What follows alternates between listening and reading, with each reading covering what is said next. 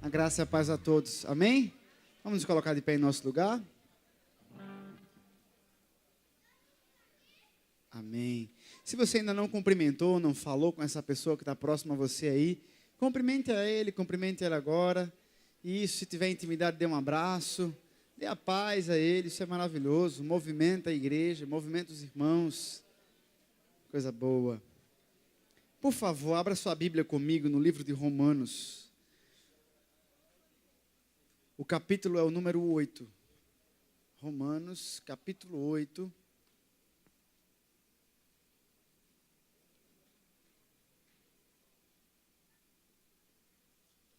Nós vamos ler a partir do verso 31 até o verso 39. E nós vamos fazer uma leitura responsiva, alternada, como nós sempre fazemos. Eu começo, a igreja lê em sequência, a gente vai alternando. Quando for no verso 39, todo mundo vai ler junto no telão para ficar bem bonito. Se você achou Romanos capítulo 8, verso 31, diga amém. Se você não achou, diga espera aí. Tá bom.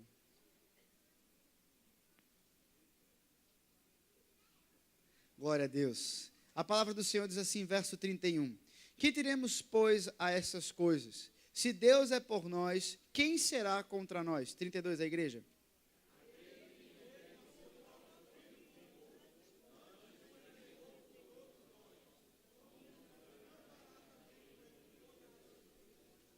Quem intentará acusação contra os escolhidos de Deus? É Deus quem o justifica.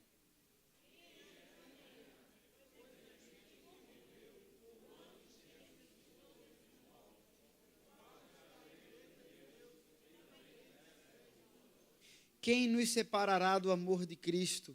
A tribulação, ou a angústia, ou a perseguição, ou a fome, ou a nudez, ou o perigo, ou a espada?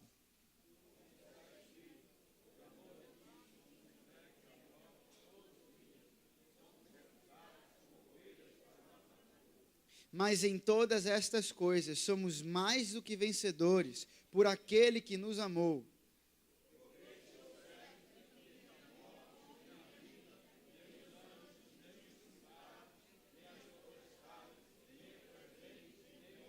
Verso 39, vamos na tela, todo mundo junto? Nem a altura, nem a profundidade, nem alguma outra criatura nos poderá separar do amor de Deus que está em Cristo Jesus, nosso Senhor. Você pode glorificar a Deus por essa palavra? Se você puder aplaudir, glorificar, liberar uma palavra ao Senhor em adoração. Nada é capaz de nos separar do amor de Deus, aleluia. Vamos orar.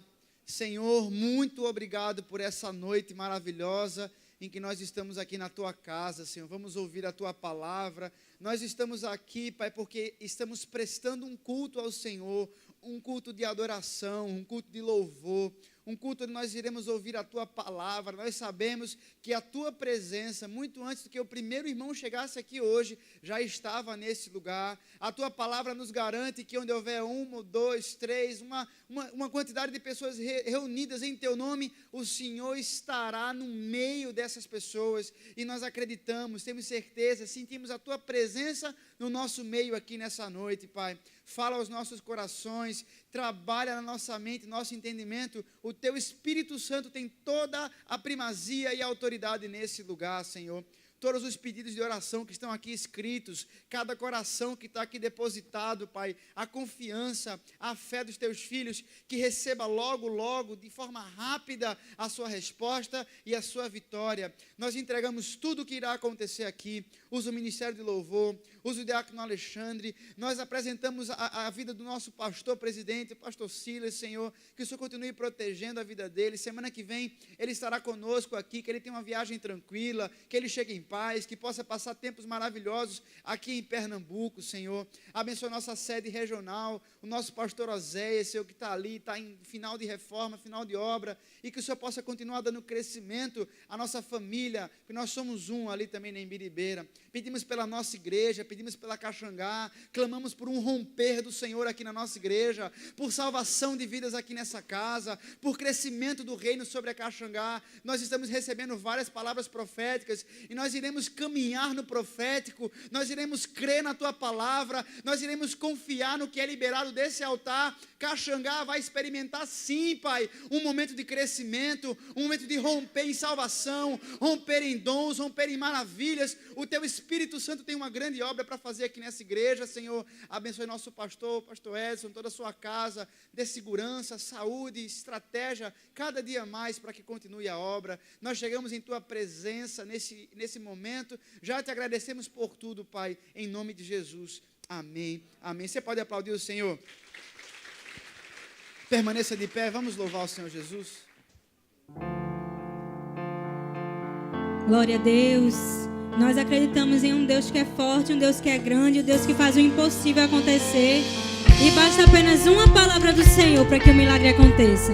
Que você possa adorar o Senhor agora com sua voz, com suas palmas.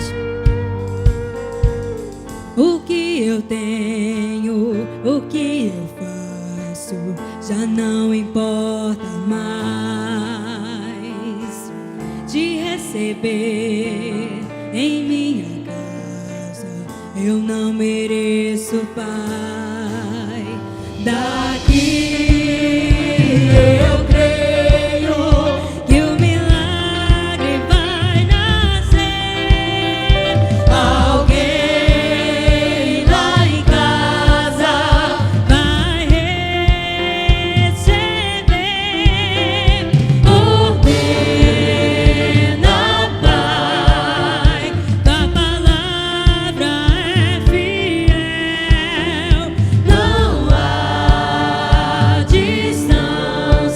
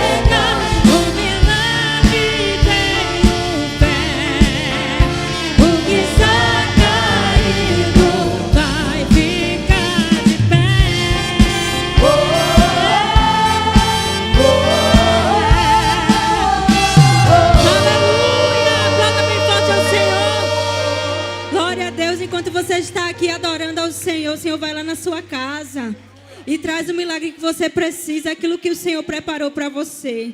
Que você possa continuar adorando ao Senhor, adorando ao santo nome do Senhor. Porque todo ser que vive, todo ser que respira foi criado para adorar o nome santo de Jesus.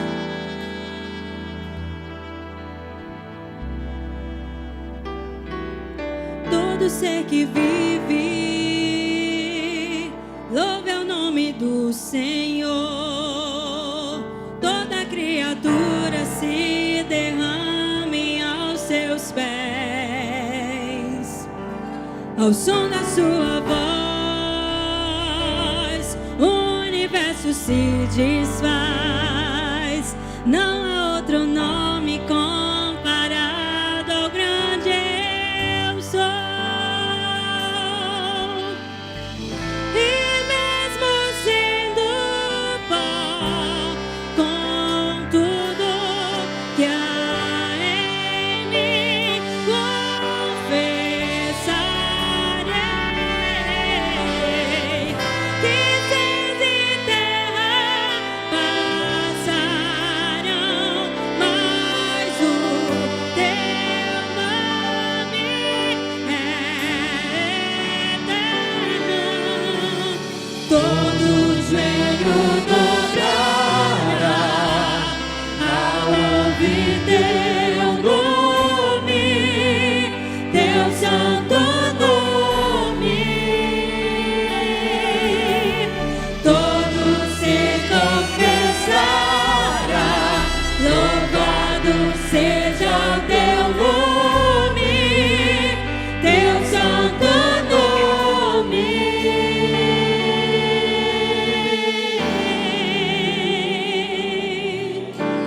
Aleluia! Todo ser que respira, todo ser que vive, foi criado para adorar o nome do Senhor Jesus. Aleluia!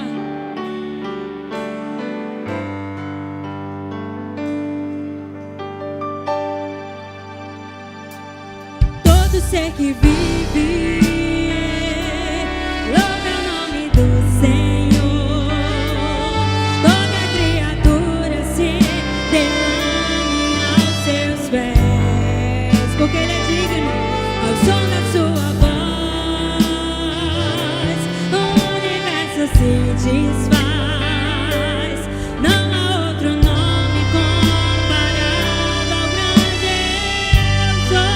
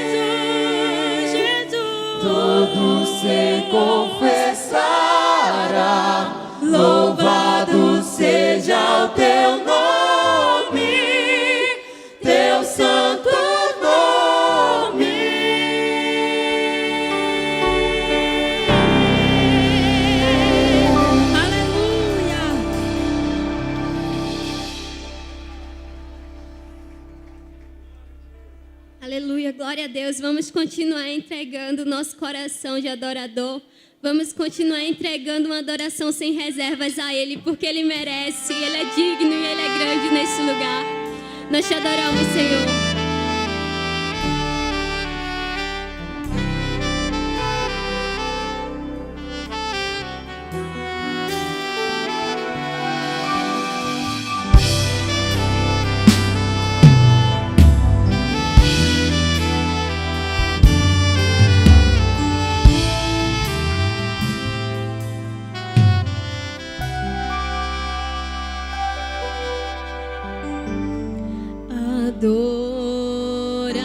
Adorador é tudo eu sou, adorador.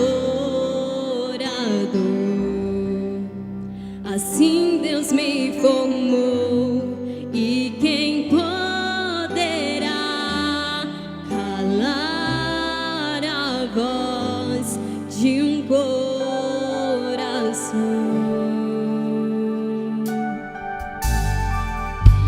Se eu subir aos céus, eu sei que lá estás. Se eu mergulhar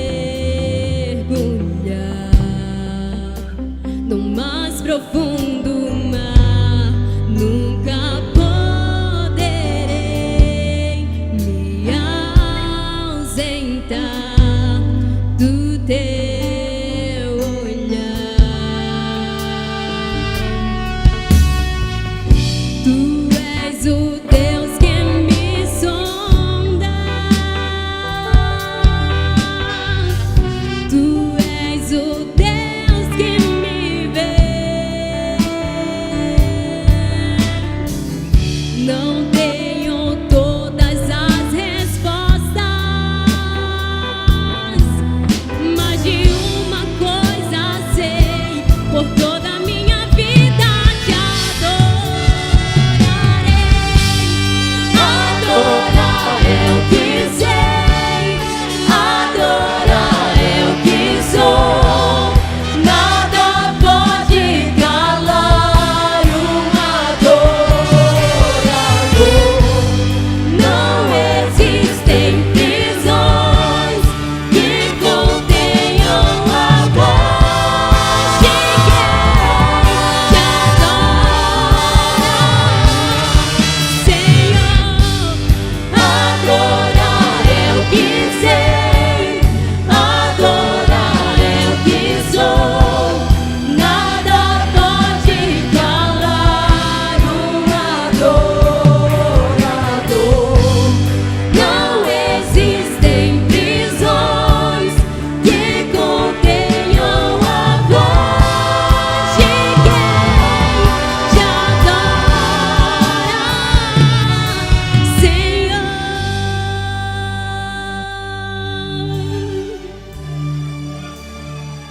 Se eu vencer, Te adoro. se eu perder, Te adoro. se eu subir, Te adoro. se eu descer, te adorar é o meu prazer. Minha força vem do Senhor. Nada pode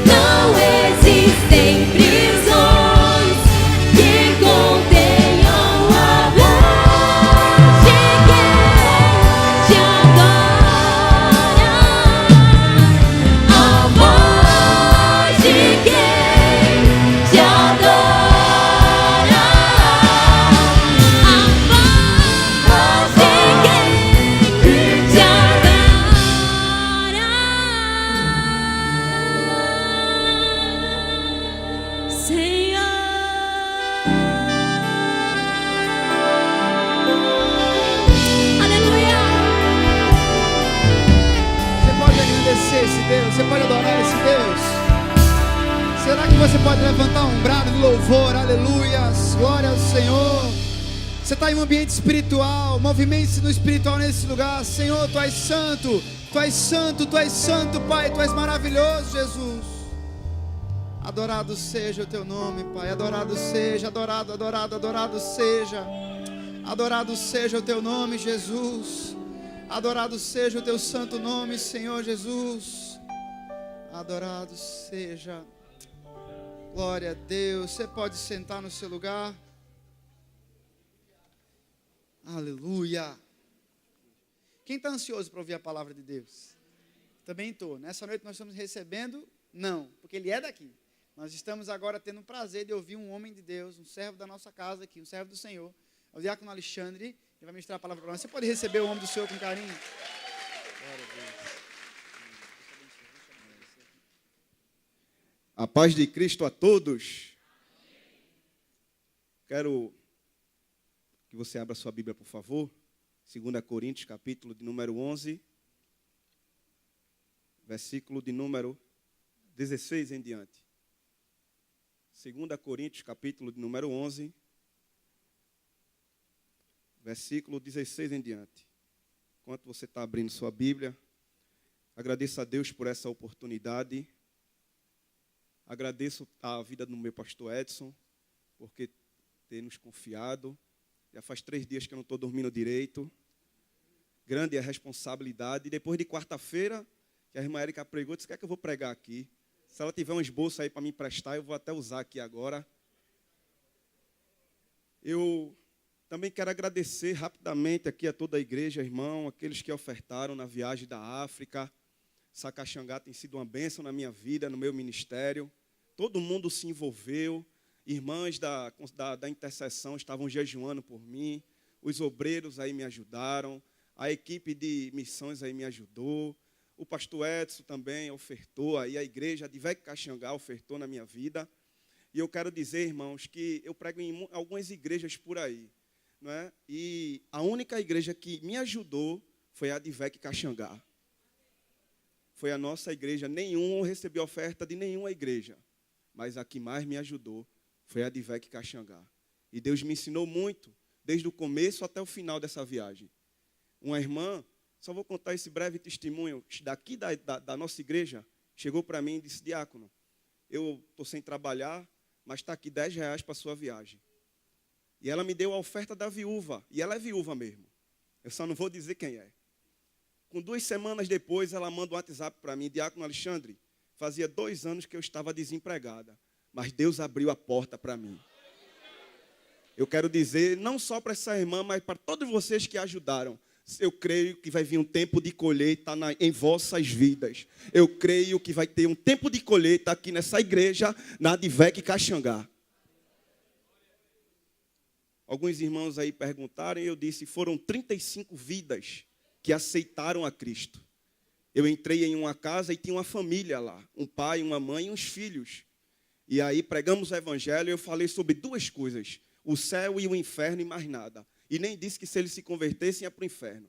Mas falei sobre o céu e o inferno. E a família todinha se converteu a Cristo, porque disse: queremos morar no céu. Então só aquela família ali para mim já valeu tudo, irmãos. Porque para Jesus só uma vida já basta mais do que tudo. Imagine 35. Então vocês foram lá comigo. Eu estava lá, mas vocês estavam comigo lá. A igreja estava comigo lá. E quando eu estava lá, o Espírito Santo falou no meu coração.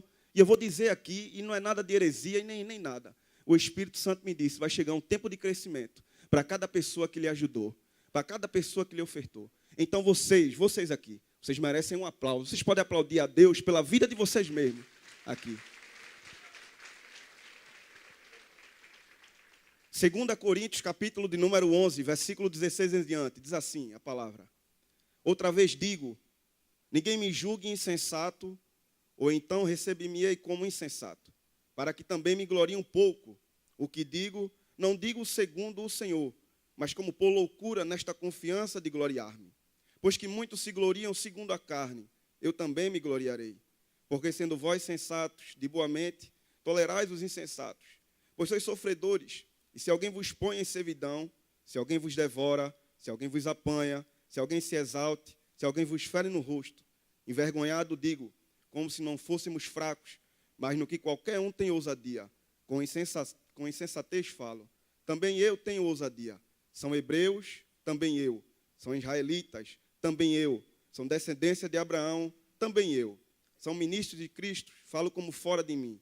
Eu ainda mais em trabalho, muito mais em açoites, mais do que eles em prisões, muito mais em perigo de morte, muitas vezes. Recebi dos judeus 5 quarentenas de açoite menos 1. 3 vezes fui açoitado com varas. 1 vez fui apedrejado. 3 vezes sofri naufrágio. 1 noite e 1 dia passei no abismo. Em viagens, muitas vezes, em perigos de rios, em perigos de salteadores, em perigos da minha nação, em perigos dos gentios, em perigos na cidade, em perigos no deserto, em perigos no mar, em perigo entre os falsos irmãos, em trabalho e fadiga, em vigília muitas vezes, em fome e sede, em jejum muitas vezes, em frio e nudez. Além das coisas exteriores, me oprime cada dia o cuidado de todas as igrejas. Curve suas cabeças, Senhor, obrigado por estarmos aqui na tua casa. Nessa hora, ó Pai, eu quero te pedir, Senhor, que o Senhor esteja aqui conosco, que o Senhor fale com a tua igreja, Pai. Eu me coloco em tuas mãos, que diminua eu, para que a tua graça desça aqui nesse lugar, a tua glória apareça. Espírito Santo, fala aos nossos corações. É isso que nós te pedimos e te agradecemos no nome de Jesus. Amém.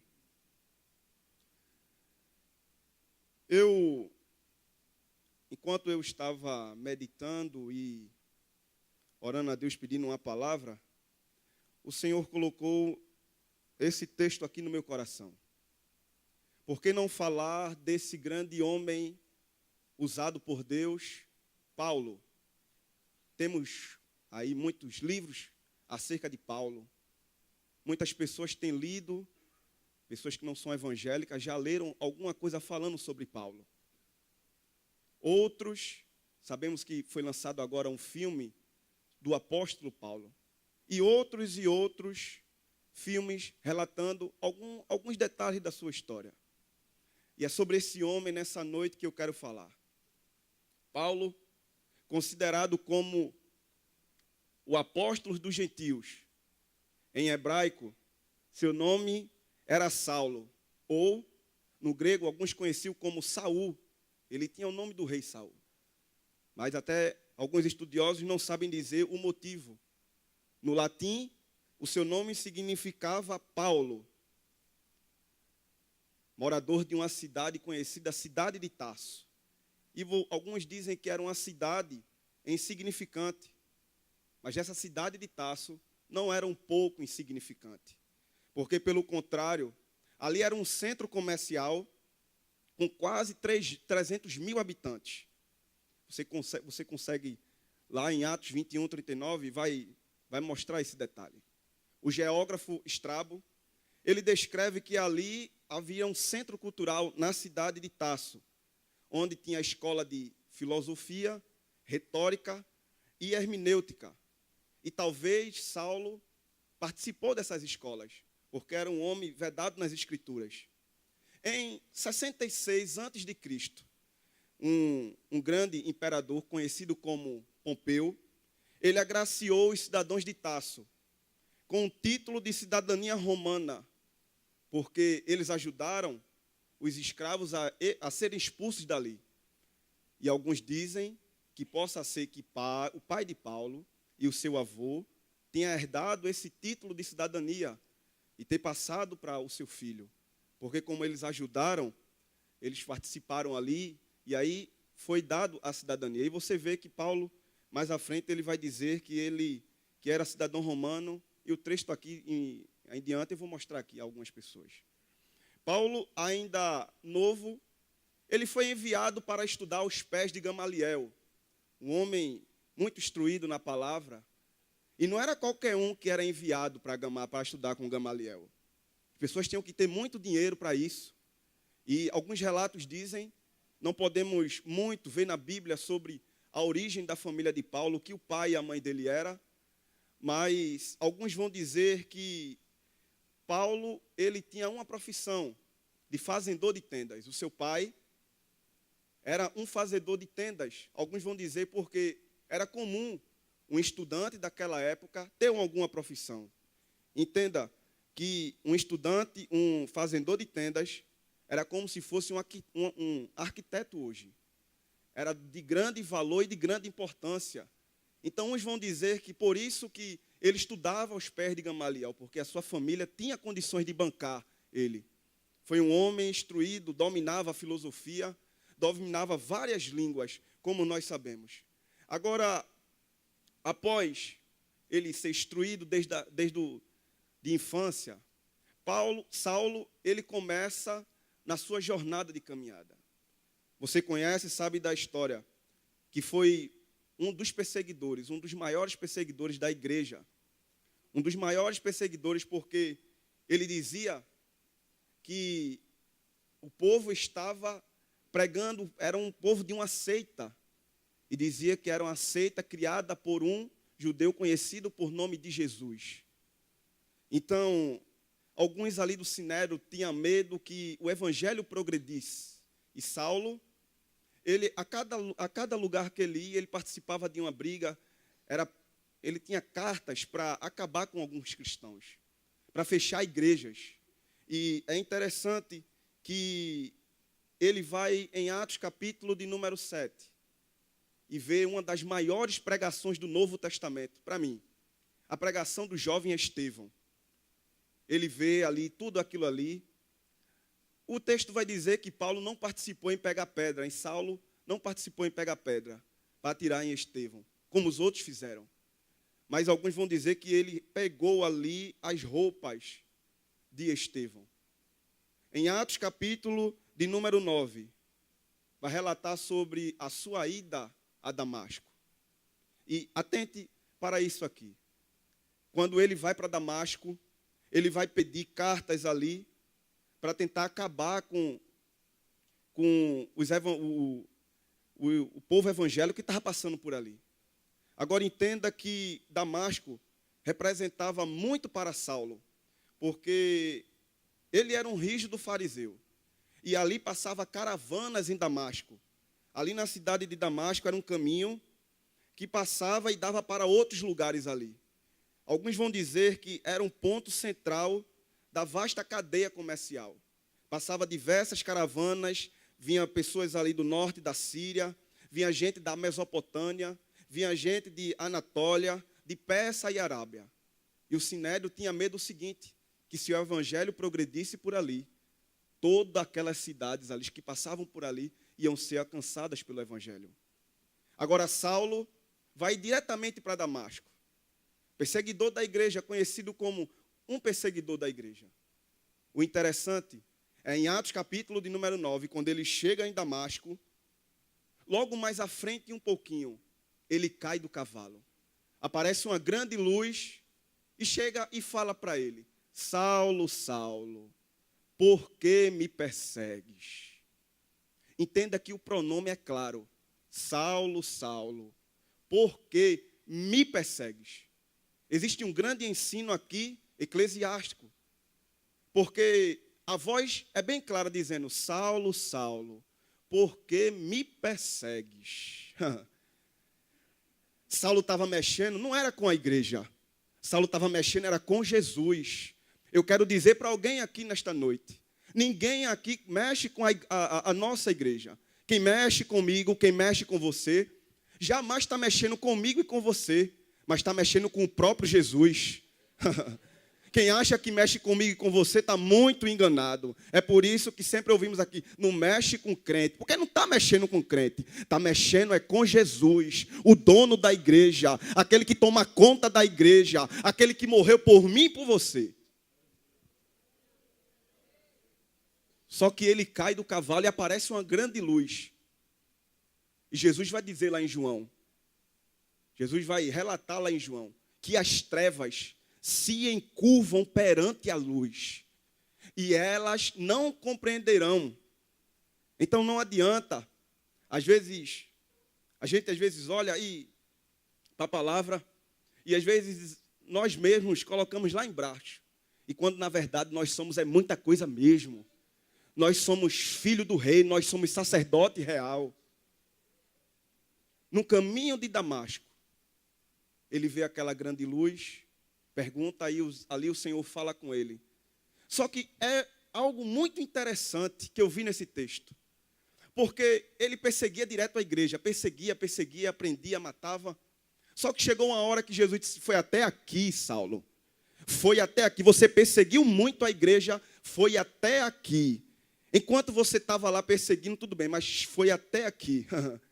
Ele estava até perseguindo por muito tempo, mas chegou um tempo que Jesus parou ele com a sua perseguição. Agora entenda que ali em Damasco, antes dele chegar lá, tinha um conhecido como o nome de Ananias. Ananias já estava em Damasco antes de Saulo chegar em Damasco. Interessante que alguns vão dizer, e dá no texto, que o Senhor diz assim, Ananias, vai lá orar por Saulo. Ananias diz, mas Senhor, é um homem que persegue a tua igreja, o que é que eu vou fazer lá? Vai lá, Ananias. Vai lá que ele não vai mexer com você. Eu estou conjecturando a palavra, vai lá, Ananias. Só que Ananias fez o seguinte com Saulo, o perseguidor. Ananias, ele orou por Saulo, restaurou a sua visão, e Ananias, o próprio Ananias, ele batizou Paulo. Enquanto ele estava perseguindo a igreja, atrapalhando os planos do Senhor, quando ele chega em Damasco, já tinha gente esperando ele lá há muito tempo.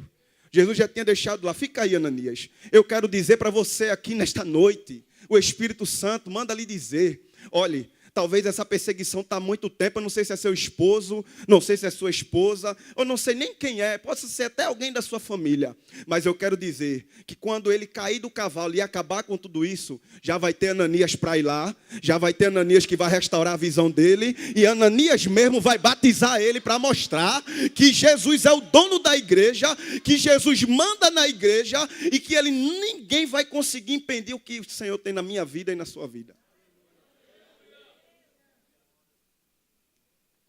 Quando alguém acha que está impedindo dos planos do Senhor acontecer, não consegue, porque Jesus já tem preparado tudo. Quando ele chega lá em Damasco, antes dele chegar, já tinha Ananias lá esperando ele naquele lugar. O Espírito Santo não disse a Ananias o que ele ia fazer em Damasco, mas ele já estava lá esperando. E Ananias foi aquele que orou por ele, restaurou a sua visão e batizou ele. Eu acredito e creio muito na palavra de Deus. Se prepare, porque no tempo certo, Ananias vai lá na sua casa, vai orar por ele, vai restaurar a sua visão. E quem sabe pode ser até amanhã, eu nem sei. Pode ser até amanhã, ainda esse ano aqui. Eu não posso conjecturar, eu não posso decretar, dizer nada sem eu saber. Mas eu tenho uma grande certeza que vai acontecer.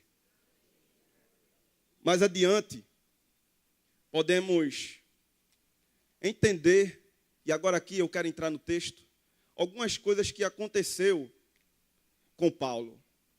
Ele é batizado, foi restaurado a sua visão, ele foi separado pelo Espírito Santo. E aí ele começa na sua jornada. Um homem que mais escreveu cartas no Novo Testamento. Cerca de 50% ou mais foi escrito por ele no Novo Testamento. O apóstolo que falou da graça, o apóstolo que nos ensinou muita coisa, que consertou algumas igrejas. E principalmente a igreja que mais deu trabalho a Paulo foi a igreja de Coríntios. Quando ele chega em Coríntios, capítulo de número 1, ele já encontra a igreja dividida. Uns dizendo que era de Apolo, outros dizendo que era de Paulo, outros dizendo que era de Cefa, e outros dizendo que era de Cristo. E o próprio Paulo, ao chegar ali, ele já começa a ensinar o povo que a igreja dividida não vai para canto nenhum. A igreja dividida não tem como progredir, não tem como avançar. Cada vez que a igreja está dividida, é um problema aqui, é um problema ali, é um problema lá. Só que eu quero falar sobre, rapidamente, 3 áreas que Paulo foi mais atingido pelo amor do Evangelho. 3 áreas a qual ele foi mais atingido, mas cada vez que ele era atingido, ele resistia. Primeiro, a primeira área que Paulo foi mais atingido, foi a área da família. Paulo, ele era judeu. Os seus pais eram fariseus. E eles eram bem rígidos. Alguém já disse, um estudioso falou, que após Paulo ter se convertido ao cristianismo, havia uma hipótese dele ser deserdado. porque ele era judeu. Agora imagine, se converte no cristianismo. Chegar em casa e dizer assim: pai, mãe, eu me converti ao cristianismo. Eu agora não sou mais fariseu e não vou mais seguir o que vocês fazem. Agora imagine só, o pai de Paulo investiu durante anos na sua vida. E de repente ele chega lá e diz assim: eu me converti ao cristianismo. Eu agora vou seguir a Jesus Cristo. O texto não dá muita ênfase. Não podemos ver muita ênfase no livro de Atos sobre a família dele. Mas eu posso conjecturar. Imagine só a sua família, como não deve ter visto Paulo. Ninguém vai dizer que ele foi colocado para fora de casa, porque a Bíblia não diz isso. Mas também podemos imagine alguém, desde a infância, seu pai investindo para ele ser uma coisa, e depois ele ser outra, se converte a Jesus. Sabe, é que quando alguém se converte, antes de se converter, a família diz: está muito trabalho. Quando se converte, tem pessoas que dizem: piorou, porque está na igreja direto, por estar na igreja todo dia. Eu me converti na Advec, em 2012. Me batizei na Advec, me tornei obreiro, fui consagrado como diácono. Quando eu me converti, a primeira pessoa que mais pagou o preço por mim foi a minha mãe. Quando eu chegava em casa de madrugada, minha mãe estava de joelho orando, se consagrando, clamando por mim. E sempre eu via minha mãe de joelho. Mas quando eu cheguei em casa, que eu disse: mãe, numa noite de domingo eu me converti ao Evangelho. Sabe qual foi a palavra que eu ouvi? Eu quero ver se você vai durar pelo menos 3 meses. Eu quero ver quanto tempo você vai durar. Veja aqui, em palavra de incentivo, e eu não tenho nenhuma mágoa da minha mãe, é minha amiga, não tem. Mas eu disse para ela o seguinte: mãe, eu não me converti para mostrar às pessoas quem eu sou. Eu me converti para Jesus. E a primeira mudança que eu teve em casa é tirar tudo com aquilo que eu via que não vai mais, que ia servir para mim, e joguei tudo no lixo. Saí jogando no lixo, saí tocando fogo, apagando foto, apagando tudo. E, no decorrer do tempo, eu não precisei mostrar à minha família que eu não era nada. Eu continuei na minha calado. Talvez Paulo estava lá, a mesma coisa com a sua família, eu não sei. Ou talvez você até aqui está nessa noite aqui. Talvez você se converteu, se entregou ao Evangelho, e talvez você é aquele que é mais criticado na sua casa por não ter um pai, por não ter uma mãe evangélica. Talvez é a sua área que você é mais atingido. Irmãos, eu estou na igreja, é uma bênção. Mas talvez quando você chega em casa, começa tudo para cima de você. Mas eu quero dizer a você aqui nesta noite, que está chegando um tempo da sua família entender que Deus é na sua vida.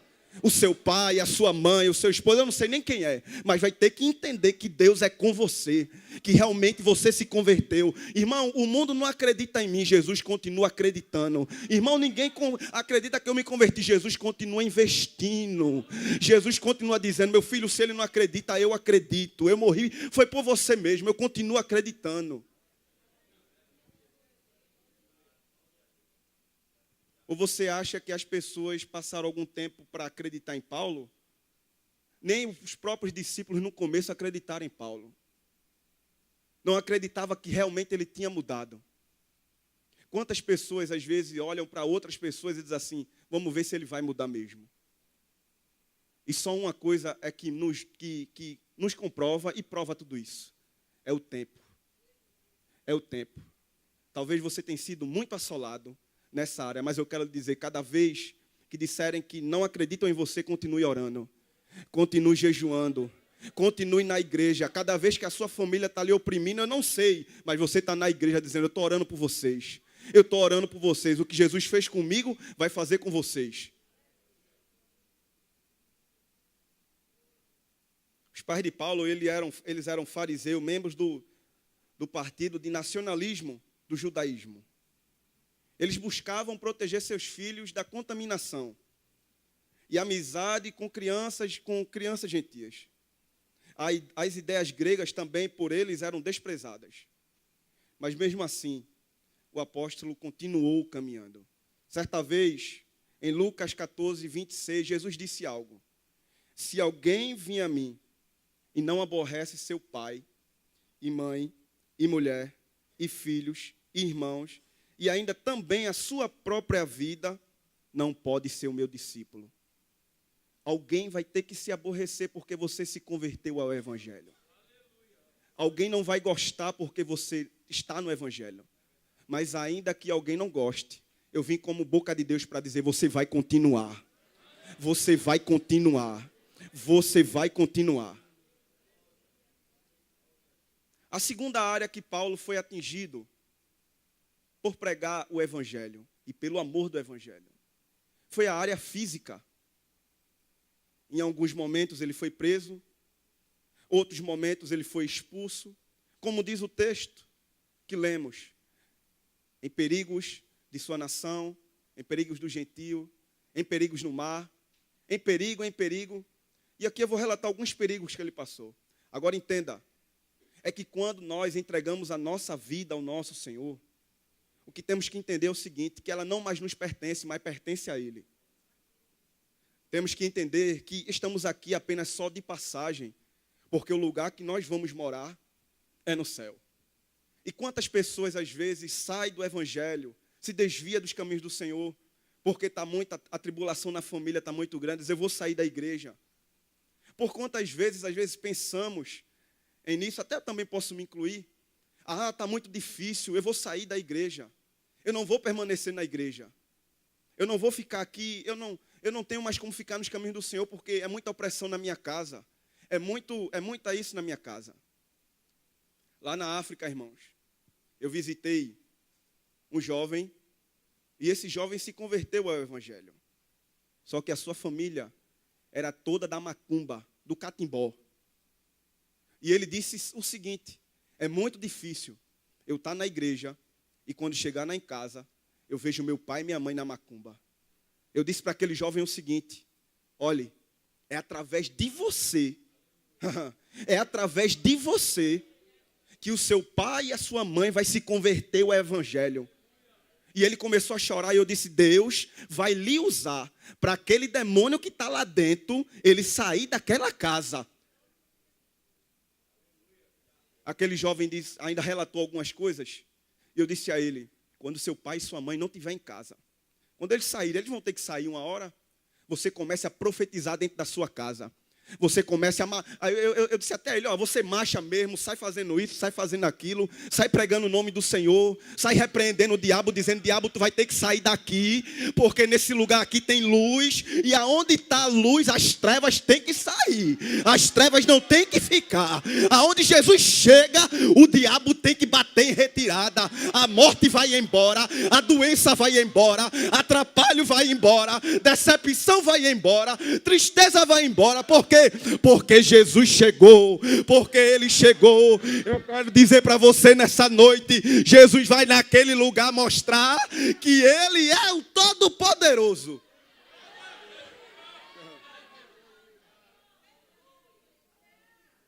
Foi o que foi lido aqui no texto de Romanos. Quem nos separará do amor de Deus? A morte?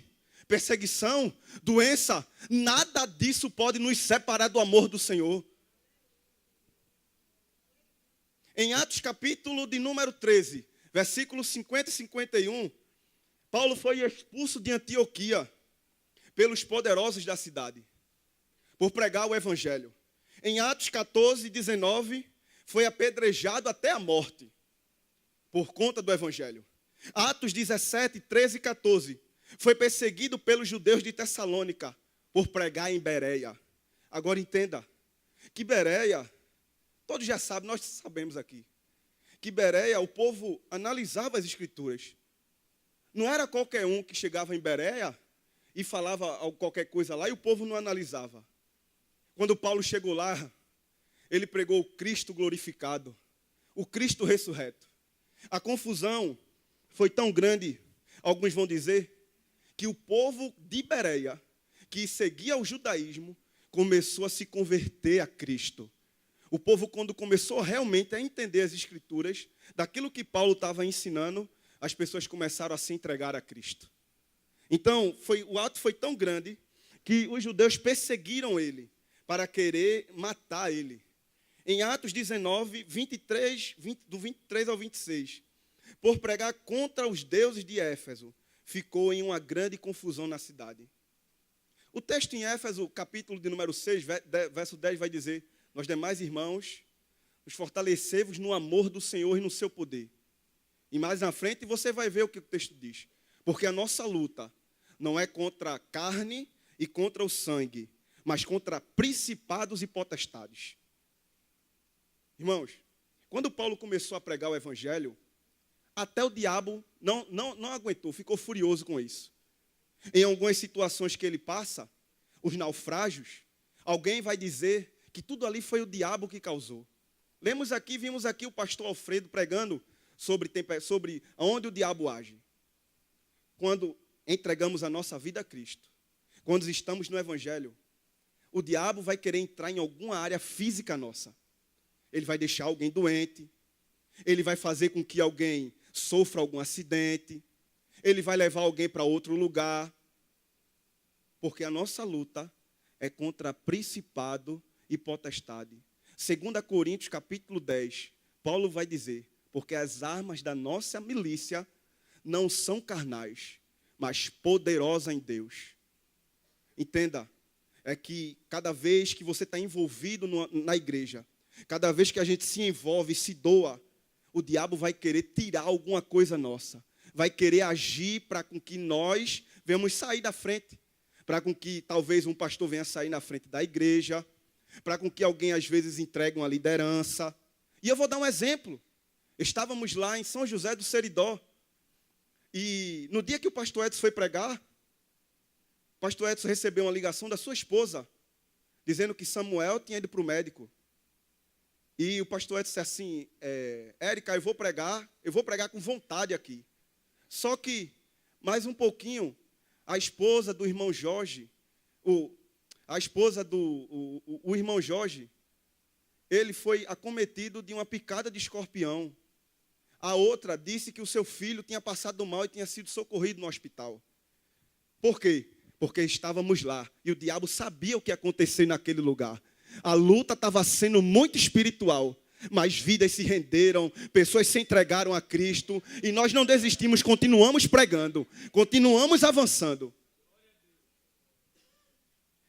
Em Atos capítulo de número 21, do 27 ao 31, em Jerusalém ele é injustamente acusado de ter levado um grego ao templo, e por isso é perseguido e quase morto. Cada vez que Paulo estava em um lugar pregando o evangelho, alguma coisa acontecia com ele. Se não era o próprio povo dali que mexia com ele, às vezes era até o povo da própria igreja que mexia com ele.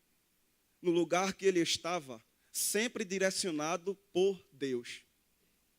Mas eu entendi algo com Paulo, que cada vez que alguém apertava ele, cada situação que ele passava difícil, ele continuava pregando o evangelho.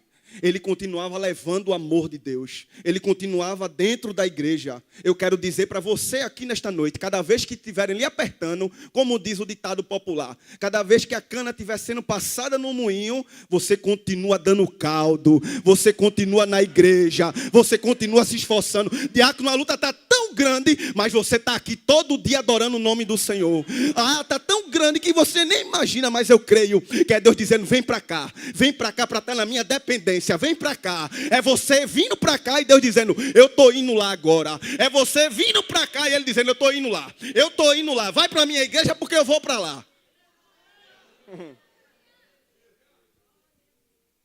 Cada vez que mexiam com ele, ele crescia. É por isso que a igreja sempre avança. Cada vez que mexem com a igreja cresce. Cada vez que apertam a igreja, é som de um lado, é som do outro. É Deus convertendo almas aqui. É vidas se entregando aqui. É ministério crescendo. Por quê?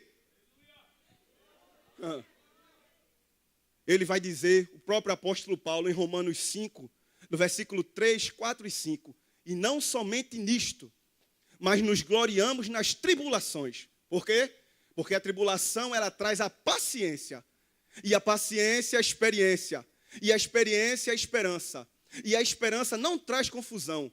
Porque o amor de Deus, o Espírito Santo, é derramado em nossos corações. É por isso que cada tribulação que você passa, você vai crescendo, você vai tendo paciência, você vai adquirindo experiência. Ah, diácono, mas eu deixei em casa, o senhor não sabe nem como é que está em casa. Eu também não quero nem saber, só sei de uma coisa, que Deus está trabalhando de uma tal maneira que você está dependendo dele. É cada dificuldade, é você dependendo mais ainda. É cada perseguição, você dependendo mais ainda. É cada tristeza, você dependendo mais ainda. Eu quero dizer para você, você não vai sair da onde Deus lhe colocou. Você vai ficar lá. Você vai continuar lá. Porque Deus está te dando experiência naquele lugar.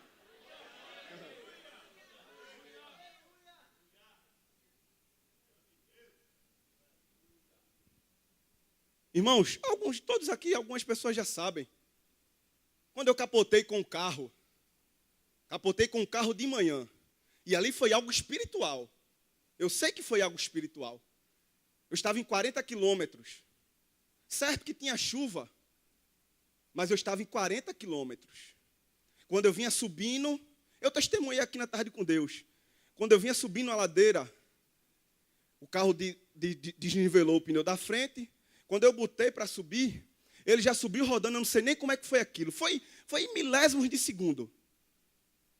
Quando o carro capotou, eu olhei assim para baixo, liguei para algumas pessoas, liguei para o pastor Edson, E eu estava assim do lado, e ali no R5, Armando está aqui, Armando sabe que ele mora próximo ali. Ali tem uma ribanceira. E eu ali estava muito triste. E o Espírito Santo disse assim, olhe para trás. Quando eu olhei, o meu carro estava aqui, e a ribanceira estava aqui.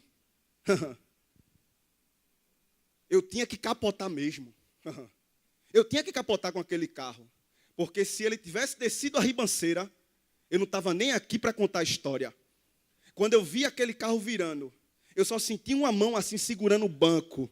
A mão assim segurando o banco. Eu estou sentindo o banco nem do lugar saiu. O banco continuou no mesmo lugar e uma mão segurando. Eu quero dizer para você aqui, o diabo poderia até querer lhe matar.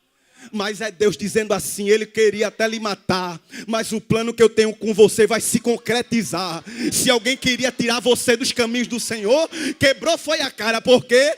Porque você vai continuar caminhando. Ei, aquilo ali é besteirinha, porque Deus está na tua vida. Eu capotei com um carro de manhã. E está aqui o líder de casais, de noite eu digo, eu vou para a igreja. Minha mãe disse, ô menino, tu vai fazer o que na igreja? Eu vou para a igreja. Se tiver com o macho lá, eu dou lugar, eu vou para a igreja. O líder está aqui, orou por mim. Eu digo, eu vou chegar na igreja para mostrar para o diabo que ele não vai me parar. Ele não vai, eu quero dizer para você, é profético, Satanás não vai lhe parar. Satanás não vai parar a sua família. Satanás não vai parar. Satanás não vai parar a liderança dessa igreja. O diabo não vai parar.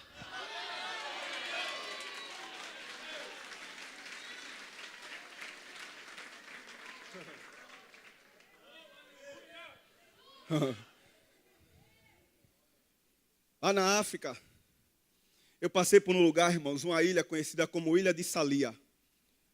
E para ir para essa ilha só de barco mesmo. E pegamos esse barco e fomos para lá fazer alguns batismos. E casamento e Santa Ceia. E dar um treinamento para a liderança de lá. E aí fomos para aquele lugar com barco e passamos 2 dias lá. No dia da volta, o pessoal lá disse assim, ó, vocês têm que chegar de 4 horas da manhã lá no ponto, porque o barco passa de 5. Eu disse, tá bem, vamos para lá. Chegamos lá de 5 horas da manhã. 7 horas da manhã passa o barco, lotado de gente. Olhou, quando viu uma multidão, foi direto. Eu disse, e agora? E agora que só vai passar barco daqui a 2 dias. Eu digo, não faça isso comigo não. Daqui a 2 dias, eu já não aguentava mais comer peixe cru e bode cru. Porque lá o fogo era lenha. Não tinha um gás. Eu digo, Senhor, eu sei que eu sou brasileiro. O Brasil está passando por falta de gás, mas passa esse cálice de mim.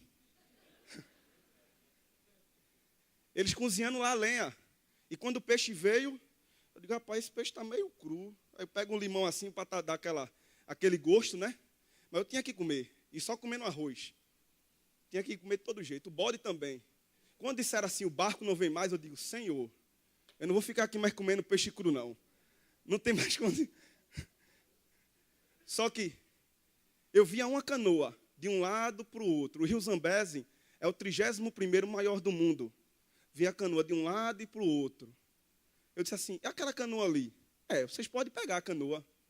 Só que, e realmente o rio tem muito crocodilo e hipopótamo. Aí eu digo, mas os hipopótamos não estão por aqui? Então vamos embora. Só que o que come gente lá não é tubarão, não. É crocodilo mesmo. E o interessante é que eles saem da lagoa e vão buscar as pessoas na terra e puxa. Só para que vocês tenham uma ideia.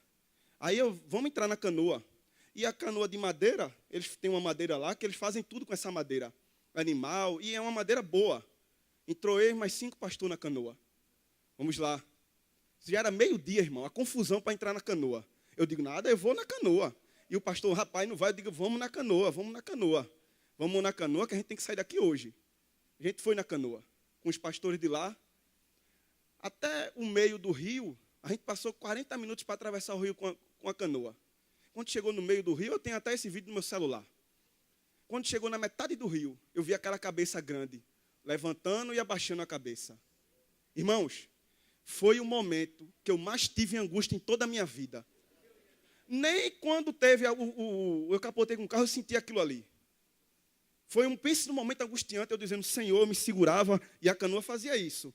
A canoa fazendo isso, eu digo, Senhor, me ajuda. Pai, tem gente orando por mim, Pai, a tua palavra diz que a oração de um justo pode ser os efeitos. Eu pedi tanto perdão que teve coisa que eu nem fiz. E eu pedi perdão. Os pastores ficaram tudo calados. E quando eu olhei assim, eu estava no meio, eu disse, rapaz, a corda só arrebenta para o lado mais fraco. Eu sou diácono e eles são pastores. Só deu para mim. Mas, irmão, tinha um pastor lá que era bem moreninho, bem pretinho. O camarada estava branco, dessa cor aqui. Se ele é daqui, está branco, imagine eu. Tremendo, eu digo, Jesus, o crocodilo. Irmão, se ele tivesse dado uma lapada com a cauda, ela tinha se aberto todinha, a gente tinha caído. Aí você diz assim, irmão, mas só tinha um crocodilo. Foi que a gente viu. O rio é cheio de crocodilo. Chegou um momento lá que a gente viu uns 5 ou 6, mas já estava já no barco grande. Eu digo, Senhor, quando eu passei da margem, o Espírito Santo disse para o meu coração, você precisa confiar mais em mim. Você precisa confiar mais em mim. Eu prometi, eu vou cumprir. Eu quero dizer para você aqui nessa noite, confie mais em Deus. Na dificuldade, confie nele. Na batalha, confie nele. Confie nele, está passando por um momento angustioso. Pode ter até alguém no hospital internado. Confie nele, que ele continua sendo Deus. A terceira área, irmão, e aqui eu já encerro a mensagem. A área psicológica. Terceira área, a psicológica. Entenda que Paulo ele passou por algumas batalhas. 2 Coríntios, capítulo de número 12, 7, ele diz assim, para que não me exaltasse pelas excelências das revelações, foi-me dado um espinho na carne. Eu conversando com o Gamaliel aqui na quarta-feira, e aí ele disse, tirando umas dúvidas, ele disse, Alexandre, não tem como ser a tentação. E realmente, ninguém tem como orar para se livrar da tentação. Não temos. E eu fiquei pesquisando sobre várias coisas a respeito disso. Só que no versículo 28, diz assim, além das coisas exteriores, me oprime cada dia o cuidado de todas as igrejas. Ele tinha muito cuidado com as igrejas. E aonde ele chegava, ele tinha um certo cuidado zeloso pela igreja. Agora entenda, é que eu analisando isso, ele tinha alguns conflitos internos, outros conflitos externos, mas o pior era estar na frente da igreja, era estar ali zelando por ela. Quando ele foi preso, a única pessoa que foi lhe visitar foi um jovem que ele instruiu, conhecido por Timóteo. Paulo foi preso algumas vezes. Nós não vemos nenhuma vez a igreja indo lá tirar Paulo da prisão.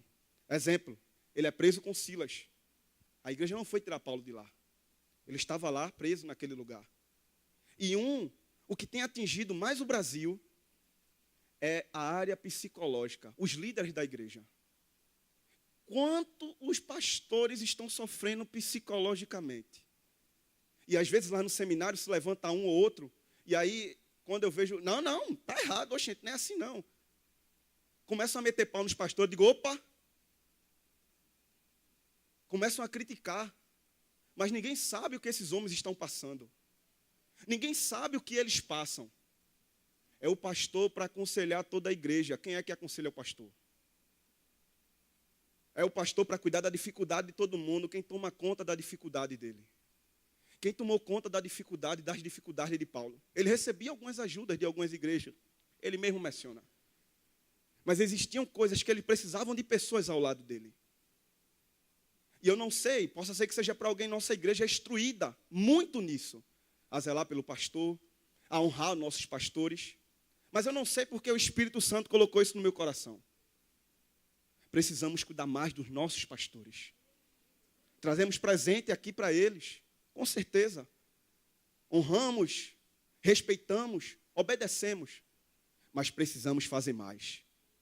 O que eu aprendi na África foi o seguinte. Eles têm uma cultura muito interessante. Tem uma equipe que vai para a casa do pastor. Uma equipe lava a roupa do pastor, da mulher e da família. A outra equipe cozinha para o pastor. E a outra varre toda e limpa toda a casa. Eles fazem tudo dentro de 1 a 1h30 e vão-se embora. Não dormem lá, não comem lá, mas todo dia estão lá. Eu digo, meu Deus do céu. Eu perguntei ao pastor, isso é só porque a gente está aqui? Ele disse, não.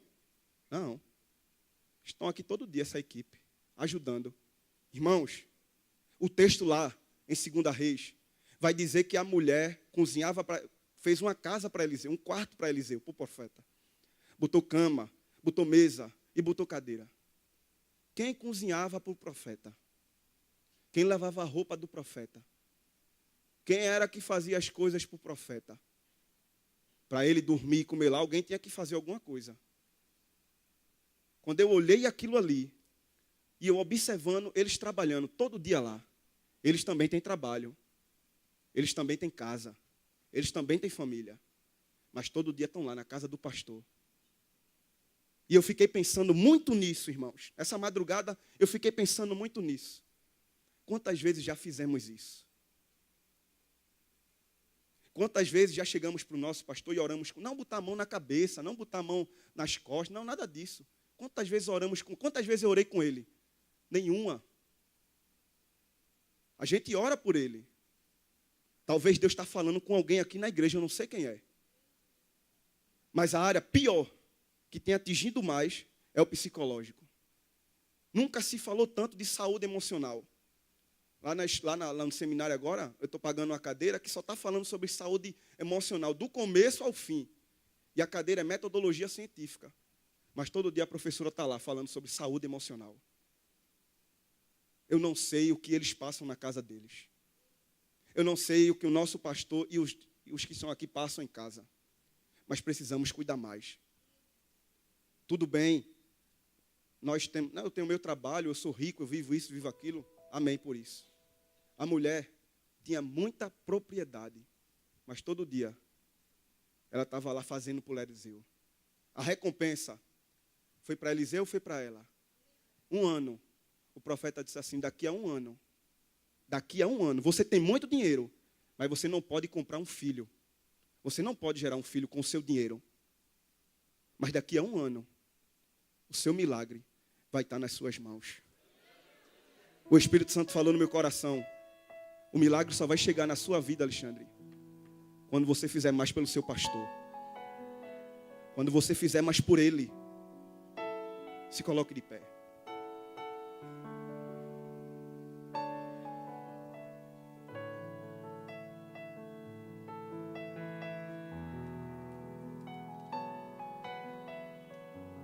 Paulo encerra a sua carreira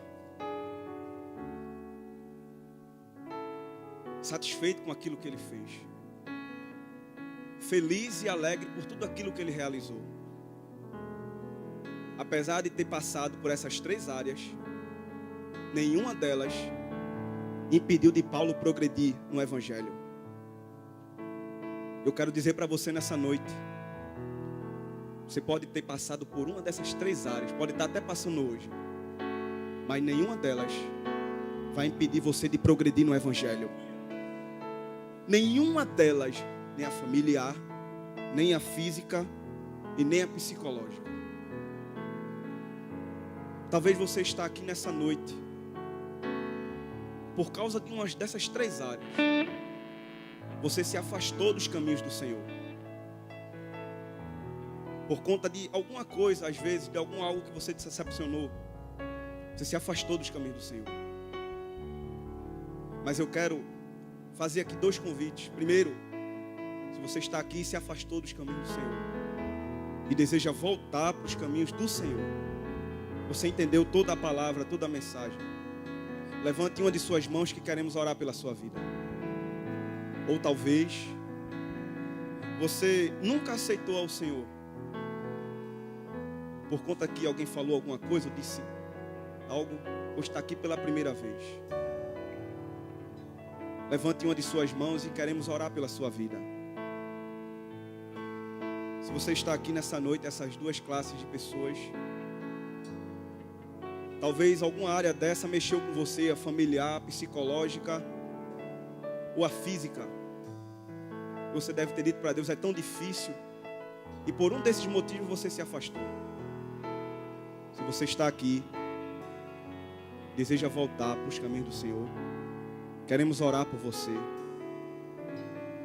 Nossa igreja não vai condenar, a gente não condena nada, não critica nada, apenas queremos orar pela sua vida.